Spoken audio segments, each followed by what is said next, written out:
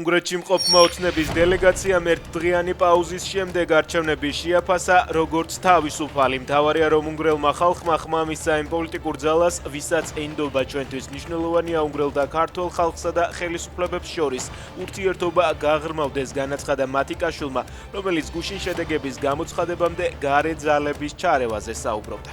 პრორუსი ორბანის დამარცხების შემდეგ ოცნების პროპაგანდისტები ივანიშვილს დილიდან ურჩევენ უნგრეთის პრემიერის მაგალითი გაითვალისწინოს და პრიორიტეტები სწორად განსაზღვროს. მადიარის გამარჯვება ევროკავშირის დაშლას დააჩქარებს 4 თვეში შეამოწმეთ მართალი ვარ თუ არა, განაცხადა პუტინის სპეციალურმა წარმომადგენელმა კირილ დმიტრიევმა. პრორუსი ორბანი უნგრეთში საგრძნობლად დამარცხდა, მადიარის მთავარი დაპირება კი ევროკავშირთან კავშირების აღდგენა და მოსკოვთან ურთიერთობების შესუსტება. საქართველოს ევროპის საბჭოს ადამიანის უფლებათა კომისარი ეწვევა. საქართველოსკენ მიმემართებირათა მთავრობასთან და სამოქალაქო საზოგადოებასთან ადამიანის უფლებებთან დაკავშირებული მნიშვნელოვანი საკითხები განვიხილო, წერს მაიკლ ოფლაერტი. სტიქია ლაგოდეხში უხვინალექის შედეგად სოფელ ჩადუნიანში სასაფლაოები დაიტბორა. წყალი შევიდა საცხოვრებელ სახლებშიც. საქართველოში უამინდობა ხვალამდე შენარჩუნდება.